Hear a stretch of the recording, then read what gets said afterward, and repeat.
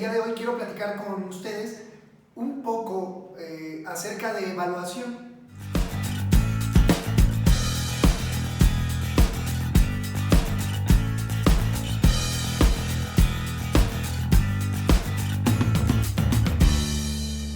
Nuestro país es una palabra que viene mucho y va con los profesores, ¿no? Pues todos los trabajadores de la salud debemos ser evaluados. El examen nacional de residencias médicas o de aspirantes a las residencias médicas es una evaluación. Dentro de las formas de evaluar, a esto le llamamos exámenes de altas consecuencias, ¿sí? No somos el único país que lo hace.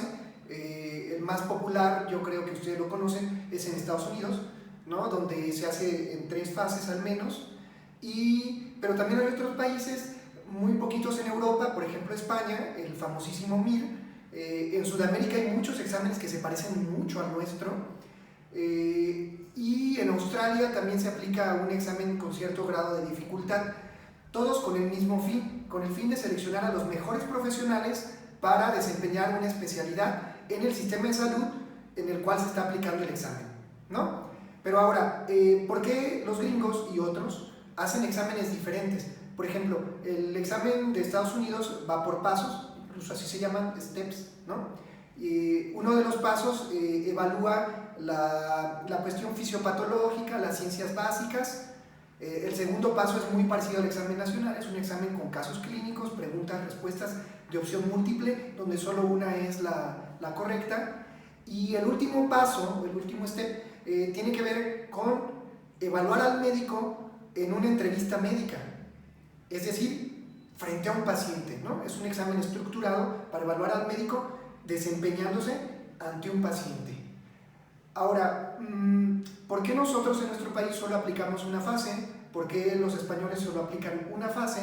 ¿Qué tiene de diferente? Bueno, se los voy a poner con una analogía de salud.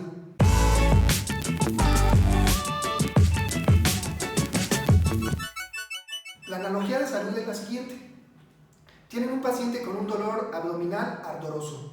Podemos nosotros evaluar ese dolor de varias formas, como se evalúa a un médico que tan bien se desempeña. Nosotros podemos evaluar esta enfermedad con diversos instrumentos. ¿Cuál es el mejor instrumento para evaluar a alguien con dolor abdominal en ayuno ardoroso? Bueno, los que saben, los que ya han estudiado un poco, dirían que muy probablemente es la endoscopía, porque nos permite meter el endoscopio, revisar, tomar biopsia si es necesario, y en la mayor parte de los casos no solo llegamos a un diagnóstico por biopsia, sino excluimos muchos otros. Incluso si la biopsia es normal, ya tendríamos un diagnóstico, ¿no? Entonces ese es como nuestro estándar de oro. ¿Cuál será el estándar de oro para evaluar el conocimiento de los médicos? ¿Un examen? No, todos hemos hecho exámenes y somos muy malos para resolver un problema clínico, pero podemos tener un 10 en un examen. Entonces, queda claro que el examen nacional de residencias médicas o el STEP 2 de los gringos o algún otro examen como el MIR, pues es un instrumento bueno, pero no tan bueno como evaluar al médico mientras atiende a su paciente, ¿sí? A todos nos encantaría poder evaluar a todos los que presentan el examen nacional de aspirantes a residencias médicas en México ante un paciente real. Y bueno, los que nos dedicamos a la educación sabemos que no tendría que ser solo un paciente, tendrían que ser muchos pacientes estandarizados totalmente y ser evaluados todos estos médicos con el mismo paciente, lo cual es sumamente costoso, sumamente complicado y requiere muchísimos recursos que probablemente los hay, pero tiene sus dificultades, ¿no? Entonces, quiere decir que si no estamos evaluando al médico ante el paciente real y no vemos cómo se desempeña en el escenario real, ¿lo estemos haciendo mal? No, porque volviendo a la analogía médica, si no tenemos endoscopio o antes de que existieran los endoscopios no podíamos diagnosticar una gastritis o una úlcera gástrica, pues claro que hay otros estudios, otras estrategias para evaluar que no son tan buenas, pero que se acercan, ¿no? O que incluso el mismo interrogatorio, una revisión médica, puede orientarnos muchísimo sin necesidad de hacer un abordaje instrumentado, ¿no? Entonces, en ese mismo sentido, cómo podemos acercarnos al mejor desempeño de un médico sin necesariamente ver cómo atiende a un paciente y cómo resuelve un problema de un paciente, pues con exámenes, ¿no? Y ahora, mientras mejor hecho esté el examen, mejor es el acercamiento al diagnóstico de qué tan buen médico es alguien. Entonces, puede ser con un examen, pero también hay otras formas. Hay países, por ejemplo, países del norte de Europa, donde el examen no selecciona definitivamente al estudiante. Ellos revisan todo el historial, ¿sí? Todo el historial desde la escuela, porque ellos tienen sistemas de evaluación de médicos muy homogéneos, donde pueden evaluar al estudiante a lo largo de todo su desempeño en la escuela, ¿no? Es por eso que hospitales, por ejemplo, el lugar donde hice la especialidad, preferimos aceptar a la subespecialidad a médicos que ya estuvimos evaluando durante muchos años, que ya vimos su desempeño durante muchos años, cuando alguien que viene de fuera lo único que hace es un examen. Y para pasar un examen, pues lo único que necesitas a veces es estudiar demasiado, ¿no? Entonces, pasamos a otro punto muy relevante. Entonces, ¿el examen nacional sirve o no sirve? ¿No? ¿O el examen nacional está mal o está bien? No, si estuviera bien, del todo bien, no estaríamos hablando de esto. Ahora, si estuviera del todo mal, pues estaríamos usando un instrumento que no sirve para nada. Y sí sirve. Yo los pongo a pensar. ¿Cuántas personas presentan el examen nacional cada año? Casi 50,000.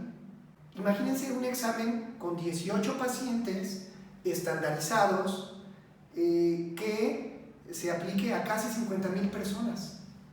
Es un gasto de recursos inmenso, prácticamente incosteable. Ahora, procesar esa información toma tiempo. En el examen nacional, ¿cuánto tiempo les toma para que ustedes reciban la respuesta de qué calificación sacaron?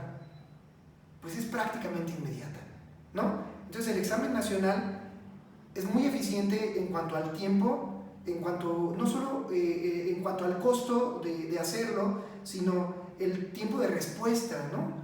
Obtenemos la respuesta de nuestras calificaciones muy pronto, gracias al sistema que se usa digital ahora, ¿no? Si está bien hecho el examen, tiene una correlación muy alta con el desempeño clínico. Lástima que en nuestro país no tenemos un estudio que nos lo diga. Lástima que el CIFRS, si es que lo tiene, nunca nos lo ha dicho, ¿no? Pero hay otros países, por ejemplo en Estados Unidos hay un estudio muy famoso donde el STEP 2 tuvo una correlación muy alta, o más bien tuvo una concordancia altísima, la calificación más alta, con la sobrevida de las personas que eran atendidos por los especialistas, ¿sí? Ese es un nivel de validez altísimo. El examen nacional no lo tiene, pero sabemos que exámenes parecidos muy bien hechos pueden tener esa evidencia de validez. Entonces el examen nacional tiene 2 o 3 defectos, ¿sí? Hay todo un grupo de personas expertas trabajando para que los tenga menos. Espero que en estos tiempos estén saltando un poquito más allá y estén buscando evidencia de que esto realmente sirva, ¿no? Y además, para lo poco que cobran en el nacional, sí señor, es barato. El examen nacional es barato comparado con lo que cuesta un STEP, ¿no? Tanto hacerlo como aplicarlo. Los que tienen estas pretensiones de ir al extranjero y presentar los STEPs saben que los STEPs son sumamente caros, ¿no? Entonces, tiene desventajas, por supuesto, pero tiene la gran ventaja de que es barato, se aplica en muy poco tiempo, nos resuelve muchos problemas en cuanto a la entrega de resultados, la transparencia de los resultados claro, tiene la gran desventaja de que no hemos generado, o si se ha generado la evidencia para relacionarlo con el verdadero desempeño, no nos lo han dicho.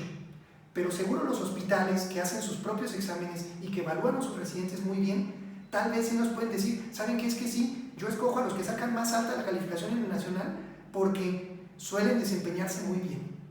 Entonces, ¿se puede hacer mejor el examen nacional? Sí, pero sería sumamente costoso. ¿Se puede hacer peor? Por supuesto, siempre se pueden hacer las cosas peores, pero yo creo que con las herramientas que tenemos hasta ahorita, con la tecnología que tenemos hasta ahorita, de 0 a 10 yo le doy una calificación como de 8,5, sí se puede hacer mejor.